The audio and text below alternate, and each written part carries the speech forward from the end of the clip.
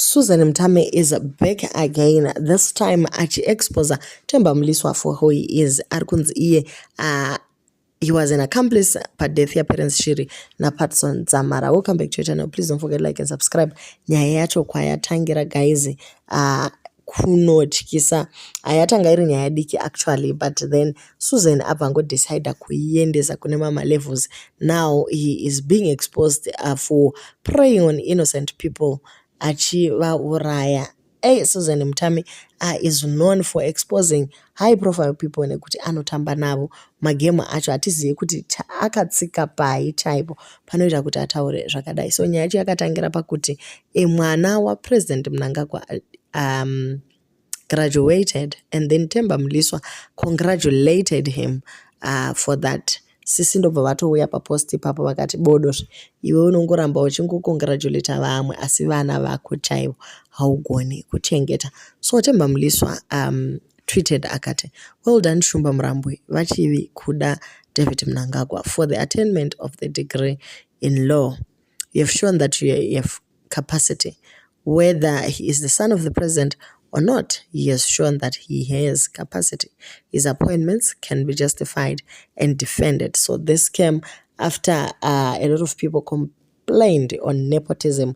Vakati izvoni kuda aitiwa minister sei angoitiwa chete nekuti anoera Mnangagwa uye mwana womukuru. So Themba Mliswa was just acknowledging kuti no, he is a capable man. It was actually merit that led to his appointment since apeza degree.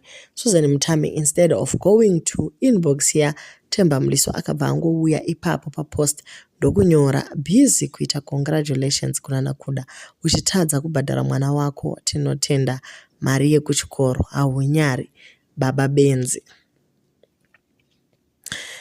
Themba Mliswa abva abatikana nenyaya iyoyo akati kondo ndazoita baba benzi sei, if you have any issue why don't you come to my inbox. Mwana hatisi kubhadharira here school fees. Recently on Themba Mliswa's birthday, she was gushing over Themba Mliswa is being a great dad and taking care of the children. Nevanga vasiri vake chaivo, he actually took care of them. So sabhuku vabva vanyora vakati pavanotaura pavana 20 vaMurambwe vachivi hapana anotambura, chero vana mai vacho tinochengeta, kana vachida tinganetswa neumwe here iyeye. Mwana kuchikoro ari kuenda ari kuguta, zvino zvebenzi rinoda kuiswa mari momwe hatiteereri. Hatingatenderi kuti benzi rimwe chete risvibise dzenza. Vana vaimbova vaviri zvino ava mumwe, hakusi kupenga here. Kana dzakwidza dzamai dzanyatsotaika dzose kuAustralia, tichaenda kunotora shumba ipinde mune dzimwe. Ndakuma ini vachivi, handichakuma futi. Mashoko angu ekuguma panyaya iyi on a public forum is to say, zvinonetsa kana ukawana benzi raamai, kurirera kutongonyarara. Kana benzi vari mai vemwana wako, wotongotambira kuti chero mwana ari kudya achiguta achienda kuchikoro, zvimwe zvese wongonyarara wosiya. Saka ndo zviri kutaurwa naThemba Mliswa akati no, he's taking care of his 20 children. Nemo munomboona mapictures atinoisa pano nemavideos kuti Themba Mliswa went out to dine with his kids, 20 of them. Vese kuchicken slice uko akanovatengera. He traveled to Vic Falls with his kids. Zvese tinozviisa ipo pano muchingoona kuti no, he is actually a good father taking care of his children. Pamwe pacho nevamwe vana vanenge vazvarwa nemadzimai aya vanenge vasiri vake anochengeta. Ari kuti vana ava were twins and now there's only one child left. Saka iwe Susan unotopenga. Susan is not to be silenced, as you know her. She came through now with information yakawanda on Themba Mliswa. Ati ye Themba zvikanzi bata benzi between me and you, anonosara kuenda institution ndiani. At least I look after my children unlike you. I'm glad now people know you for who you are, a silent assassin who preys on innocent opposition political activists and sends them to their maker. I'm not scared of you, nor will I be silenced by someone like you.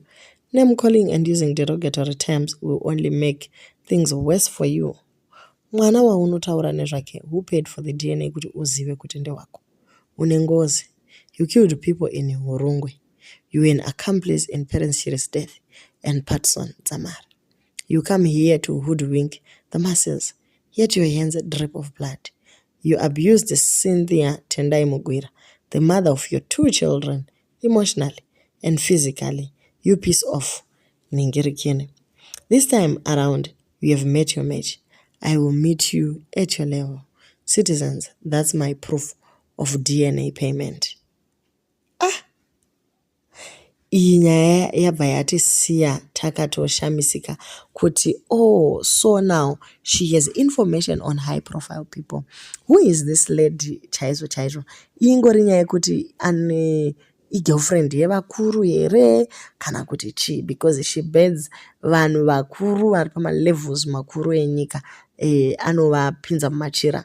But how is she capable of getting all this information, guys? So vamwewo ndo vakomenda vakati Susan, kuFathers Day message yakato expire, vaida kutipa pressure rekuti tiwirirane nemaex edu nhai, ende vanodherera nemahwao avo akubuda one by one. Tichadzinzwa dzese pano anopenga uyo kusabhadhara. It's not like haana mari yacho. No, you and your one night unwanted pregnancy hauna basa at large. Zvinoradza brain dziri under 18 addressing your issues per social media.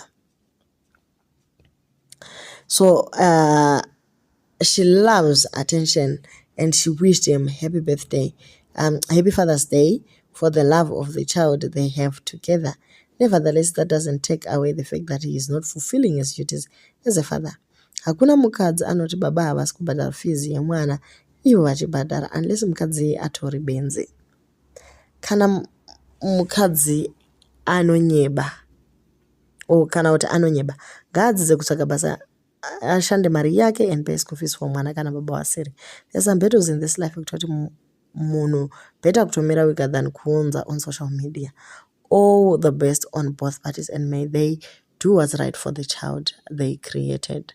Vamwe vakati iwe kutori role model wedu zvekutodaro. So kuri kunzi zvoni ane information again on Cynthia umwewo wemababy mama. So the friend Cynthia sent a message kuna Susan Mutami, knowing kuti she's one of the influential people vanogona kutaura pa social media. Anyora akati, hi Susan, hope you are well. Please talk about Cynthia because she is struggling but can't come out about the things Themba has done to her.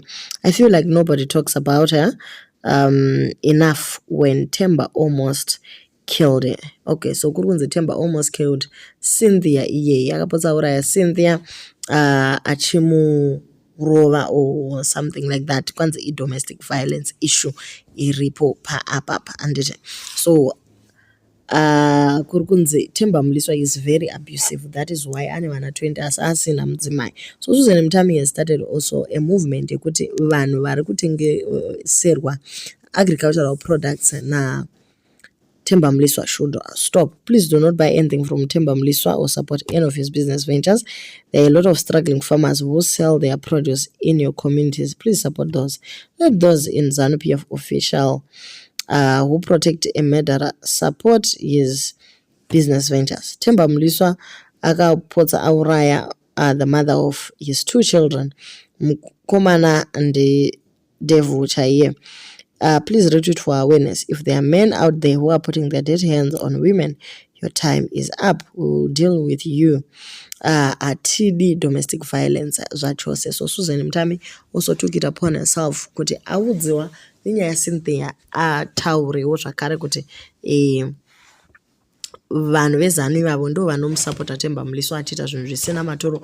Saka ngavave ivo market yake. Supporta your local market instead of vana Themba Mliswa ava. Okay, so ndiye same person ari kuda maintenance kuna Themba Mliswa.